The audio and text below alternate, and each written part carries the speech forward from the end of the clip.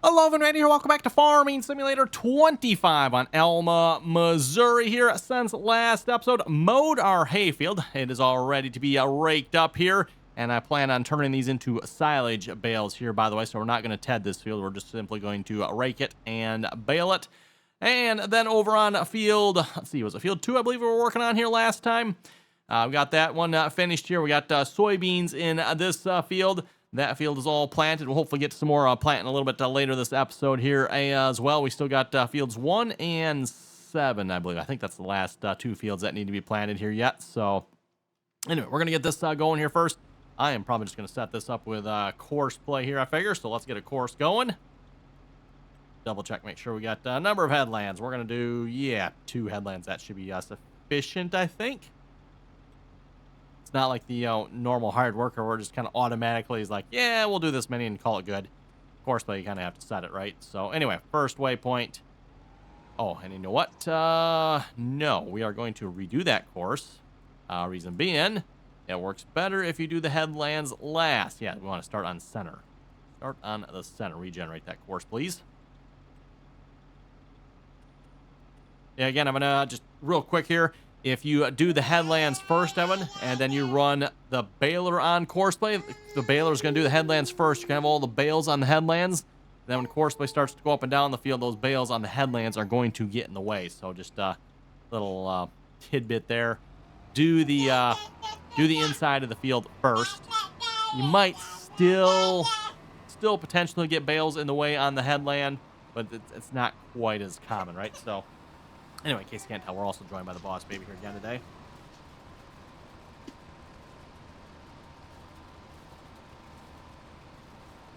Okay, now that that's going, we'll have to, I don't know if we have another tractor we can run the baler on or not here.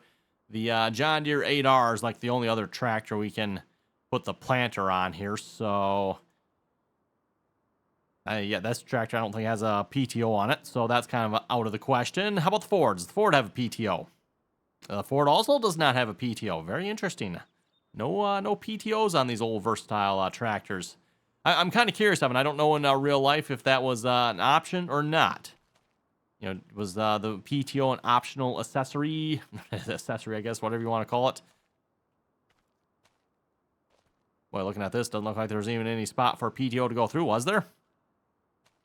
No idea. Anyway. I'm not super familiar with the old versatile tractors, but like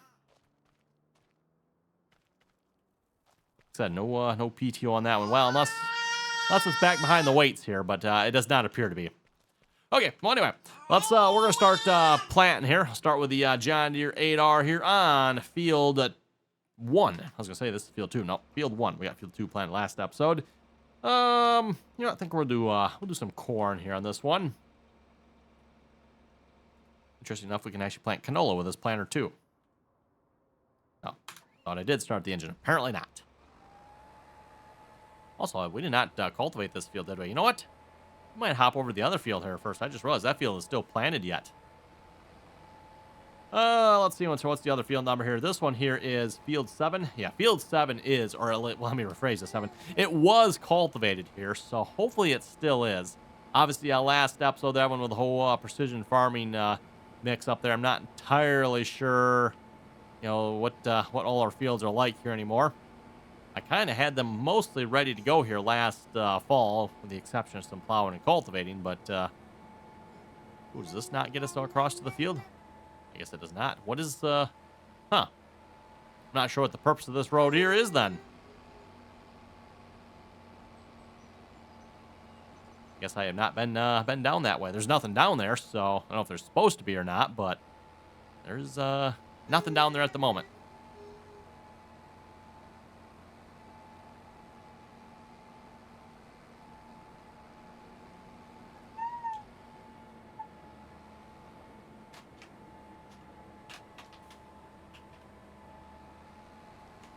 Guess we'll just have to take the proper road here then, right? And then we'll, oh, you know what? I might have to switch this around to get across the bridge. I mean, I don't know if we can get across the bridge with the planter connected this way. It's going to be close. Oh, it's going to be real. Let's see. Once we get over a little bit, it's going to be really, really close. Don't think it's quite going to fit here. We're like just a little bit too wide, aren't we? Yep. Like if it wasn't for those row markers, I mean, the row units themselves would actually clear quite handily. But because of those row markers, it does not clear. And someone, again, remind me, I haven't looked at the comments here yet, so maybe someone has commented on this already. But like, what is the point? Oh, you know, I think I'm supposed to fold this out here first, aren't I? We gotta fold it first. Yeah, there we go. What is the point of the row markers here? Because they definitely do not seem to line up in any sort of meaningful way for the next row. So yeah. Oh, I went that toy.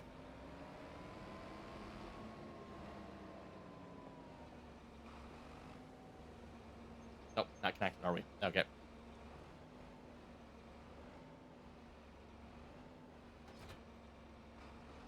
Seen it blink there for a minute, but a little bit too slow on that one.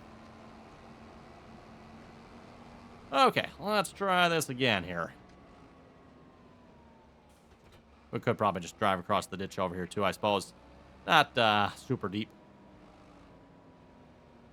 Although maybe with the planter on the back, I'm not sure if we could actually make that. That might be a little bit sketchy there with the three-point hookup. Okay, let's refold this here.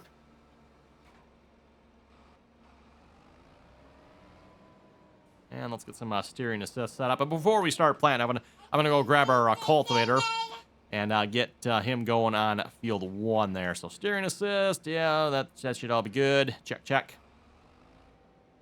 Okay, let's go find our case 9380 here. There we go. You know what, I can probably just have him, should be able to just start right from here, right? That's what the hired worker's for. Great job. Field work. Sure. That's probably good. If he can't figure out his way from here, I can probably have auto drive figure out its way from here. Auto drive seems to have routes. Maybe I should rephrase that. The auto drive guy who created the auto drive routes has made routes around most of the fields here, so.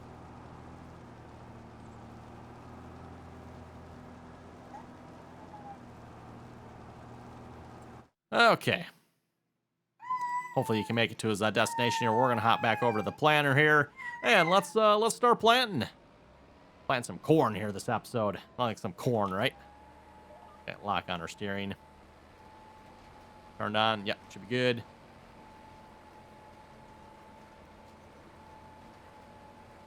See how far we get before we run out of seed here. In between episodes, Evan, I noticed here with this particular planter, doesn't last particularly long on the seed that it has, which makes sense, right, Evan? If you look at this planter here, obviously the center tank, I believe, is for fertilizer. And then you got seeds in the smaller tanks that are actually on each row unit. So there's not a lot of seed storage on this particular planter here.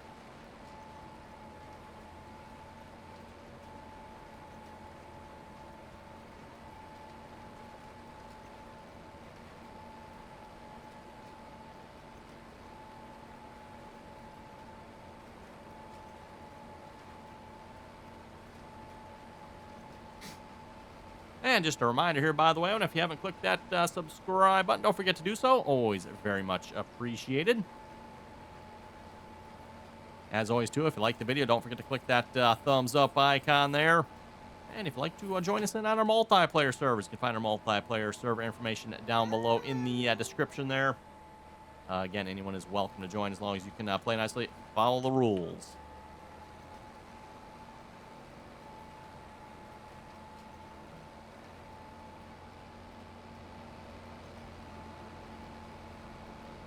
Not even bothering to put out the row markers. Not that I would normally anyway have one, but yeah, again, as I was talking about last episode here with this particular planner, like, what is the purpose of the row markers on this one? I mean, maybe, you know what, maybe I should load up some comments here, and let's just see what's here if anyone has any ideas. I don't know if anyone's commented on this here yet or not, but like, yeah, again, I mean, what is the point of a row marker that doesn't actually like mark the center of your next pass?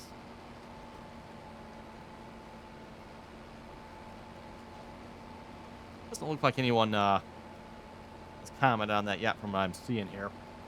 Yeah, again, the video from yesterday's only been out here for, oh, what is it, a couple hours here, so.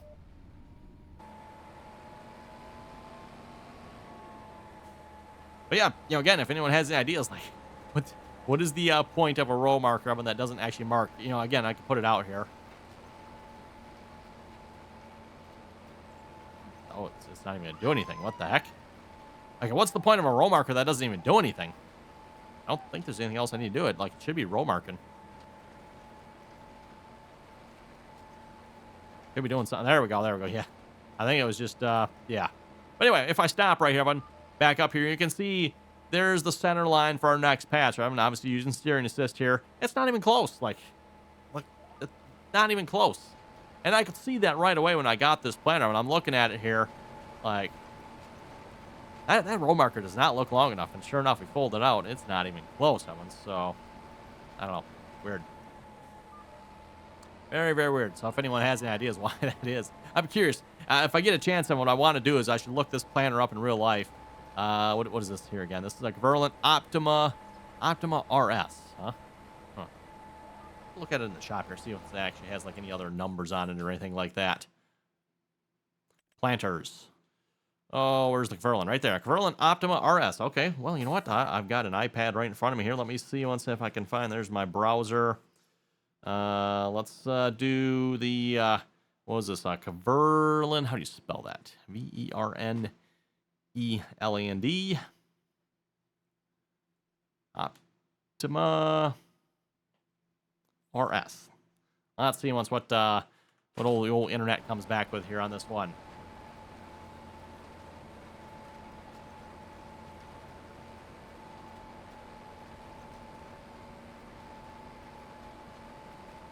High performance, utmost precision, it says.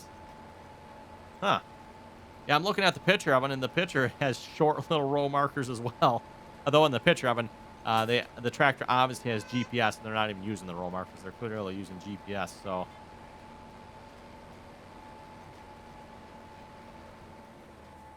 Well, that one doesn't even have row markers, which would make sense. I mean, nowadays, what do you need row markers for, right?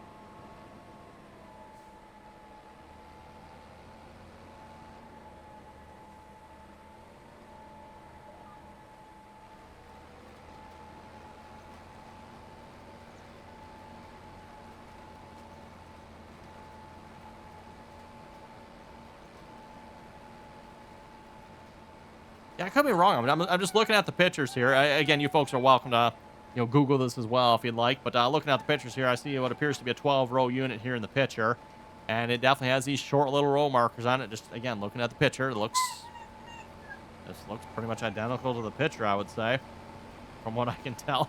And those row markers do not look long enough. However, from what I'm also seeing from the pictures of them, it looks like these row markers are identical. I'm seeing looks like an 8-row planner, which has the same row markers. So these are probably about the right length for 8-row, but they're not the right length for 12-row.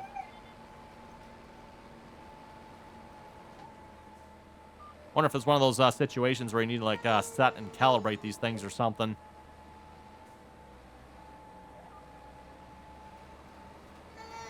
There's probably maybe some sort of adjustment on here, I'm wondering, Evan. I can't really tell. I mean, if there's an adjustment, it looks like there might be something there. But again, can't really. Actually, you know what? Well, trying to look here. Yeah, no, kind of hard to tell in the game, Evan. Hard to tell in the game.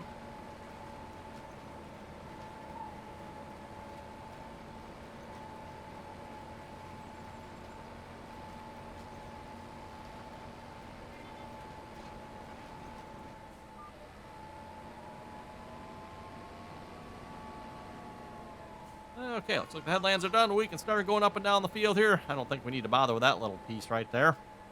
Not sure why it thinks we need to do that one, but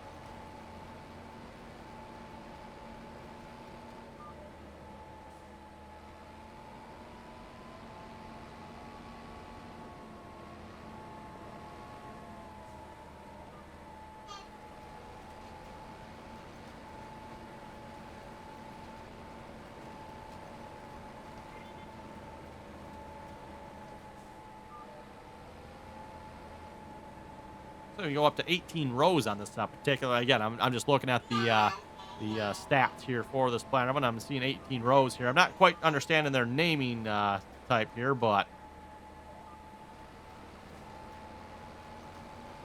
transport width is 3 meters. Yes, when you're pulling it from the, yeah, this end right here.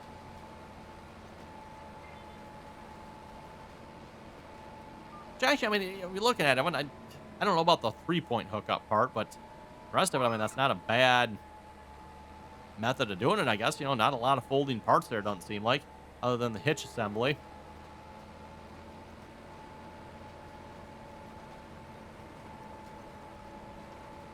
The normal planners, the folding up is, yeah, it can be interesting sometimes on planners, right?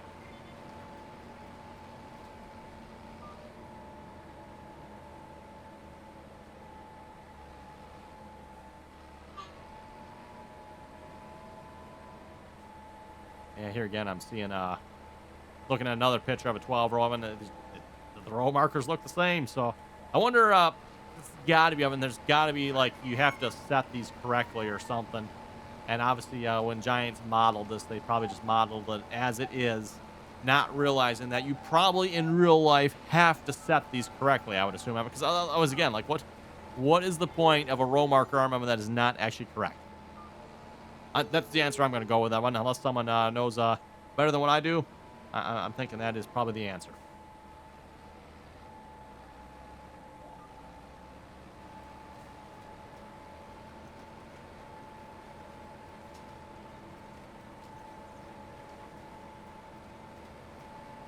Oh, how are we looking on the raking here? Looks like we're looking pretty good from what I'm seeing here.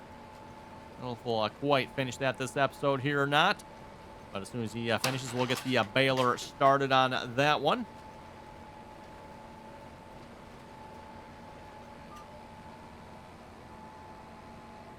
Pretty severe angle here. Wonder how well our row shutoffs are working here, right? It's supposed to be a precision planner.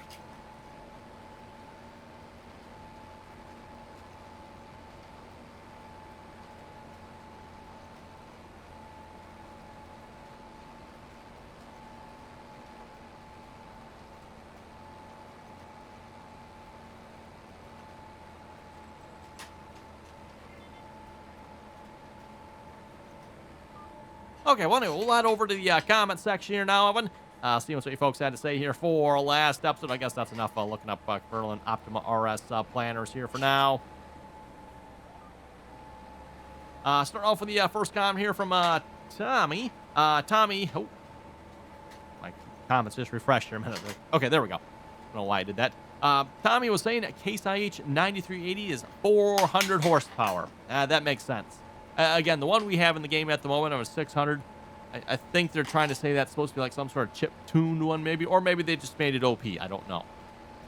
Not entirely sure, but the one we have is 600 horsepower, which, by the way, is what we need. Speaking of which, I should probably check and make sure he's working. That is what we needed to pull that disc harrow, or vertical tillage tool, or disc. Tillage tool. Whatever you want to call it, right?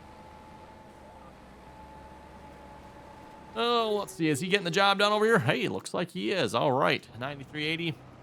It is a 9380 synchro shift modified.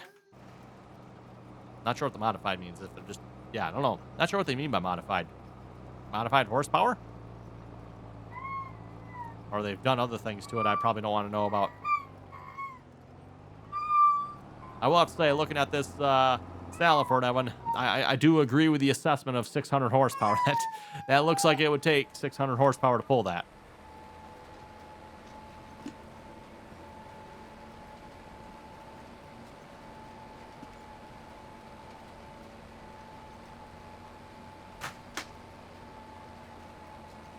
Oh, let's see what's there next on the comments. Christopher was saying, good video, and keep it up there, baby April. Yep, she's working on it here this episode. She had a couple things to say here earlier, but now she's been a little bit more quieter, I would say. Emphasis on a little bit. As she's getting older here, obviously she's getting louder more frequently, I would say. She's got things to say, you know. Especially today. Seems like she's been extra chatty here today. Or extra, maybe just call it extra noisy, right? Because obviously, chatty, you know, there's not a whole lot of words in there necessarily.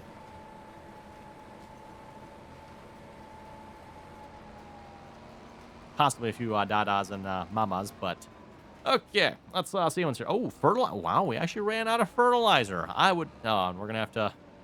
We can just cut across the hayfield, right? Sailor was gonna fold up and.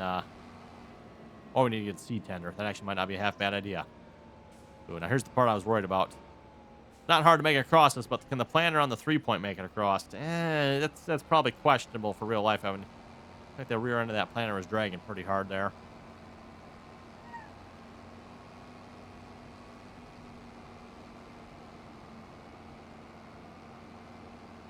Yeah, we'll just go to our refill silo here. And I'll have to say, at least so far, I haven't had any problems filling this planter at this silo here. Actually works quite nicely. What I found you have to do, pull in here. Yeah, automatically open, which will give us fertilize. Oh, okay, never mind. So far, every time I filled up so far, it has not done this. We'll take the seeds. That's fine. And, oh, now it's going to do solid fertilizer. Perfect. I was supposed to fill. Oh, well, not going to ask. Suspicious. Okay, well, anyway, it's got solid fertilizer in it. And it's got seed in it. I was about to say before I just, randomly did what it did there. Normally what I have to do, I want back up. It opens the cover there, fill with fertilizer. And then pull forward a little bit so that cover closes. And then I can fill with seed. But this time I got seed and fertilizer. I don't know. It worked. Okay, I mean, I'm not going to complain. It worked. We'll take it. At least we're able to fill both. Which is a little bit of a miracle sometimes, if you ask me, in this game. Although maybe 25 on, maybe Giants has finally fixed it in 25. The issue in the game has always been for the longest time, everyone. If you have an implement that holds multiple fill types, trying to fill from something that has multiple fill types, it's not a good time, right?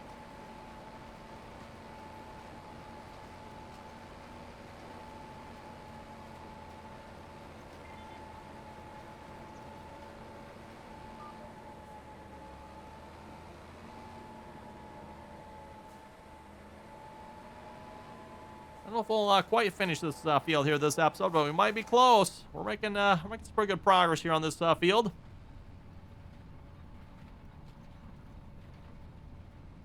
Anyway, next comment here from Dancer of Clouds. Hey, you might try using Courseplay for the grain cart. It will return the grain truck, and then the truck will return to the silo empty and return to the field. It works on Alma. Good to know.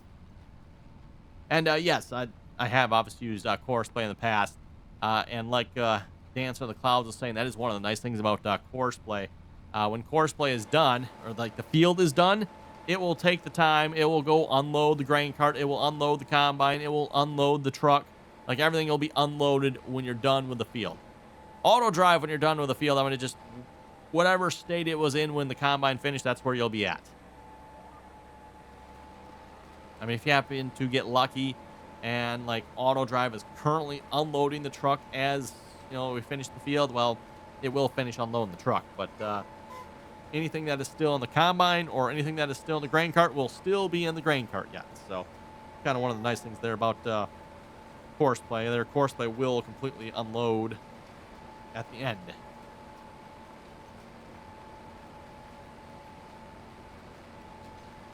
And then I don't know, kind of hard to say. I was going to say Courseplay is maybe a little better about grain carting. I don't know, maybe I shouldn't say that.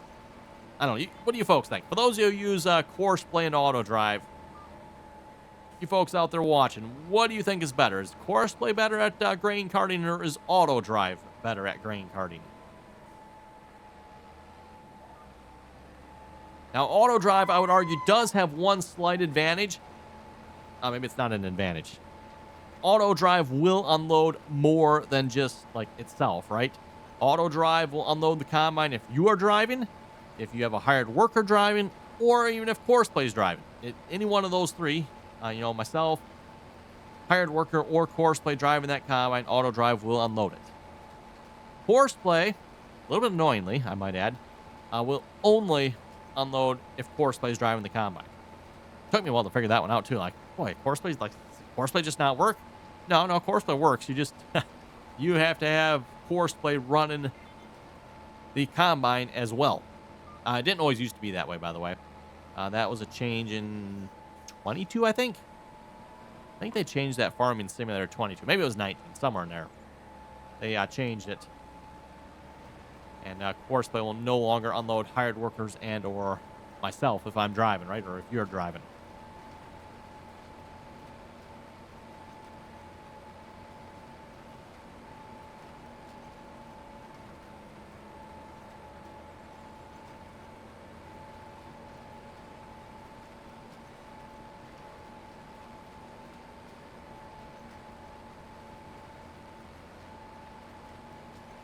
Oh, what do we got? It's like a couple more passes here, and we'll be done. Ooh, it's getting a couple more passes here. Looks like the rake might be almost done, too. I think I see a headland pass happening there.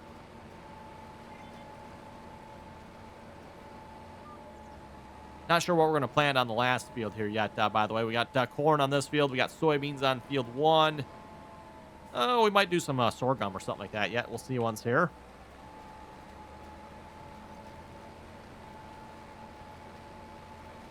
Next comment here from Dustin. Dustin was saying, good video. Hey, thank you very much for that.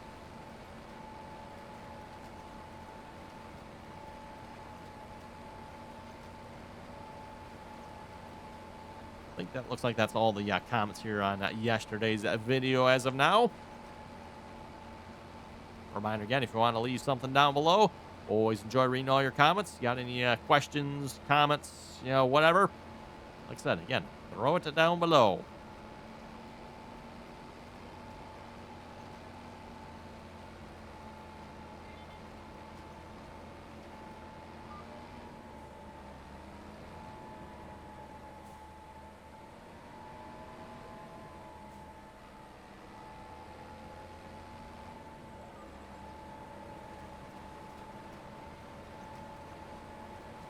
Oh, is he, no. Okay, I thought maybe he was done over there. No, he's still raking yet. Oh, there we go. That looks like that's probably the last headland pass, though. If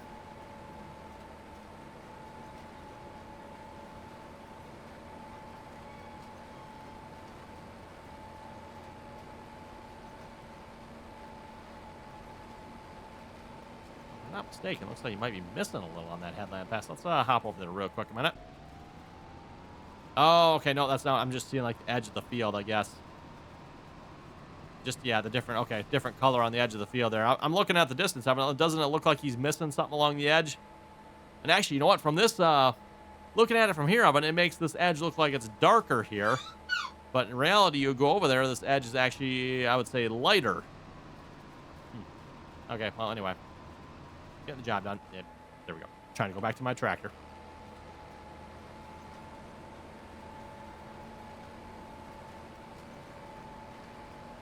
Well, I think we'll finish up this last pass, and we'll have to call it an episode. That'll be about perfect. I mean, what are the chances of that, right? Kind of nice when I can actually finish a field on camera. It's not something that necessarily always happens here either, of course. A lot of times we're farming fields that are just, like, too big, right?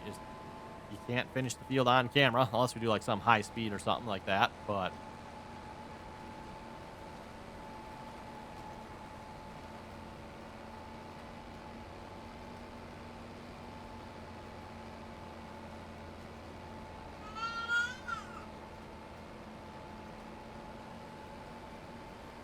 Oh, yeah, we should have plenty of seed and fertilizer. Oh, I'm looking at this here. We're actually going through more fertilizer than we are seed here, aren't we?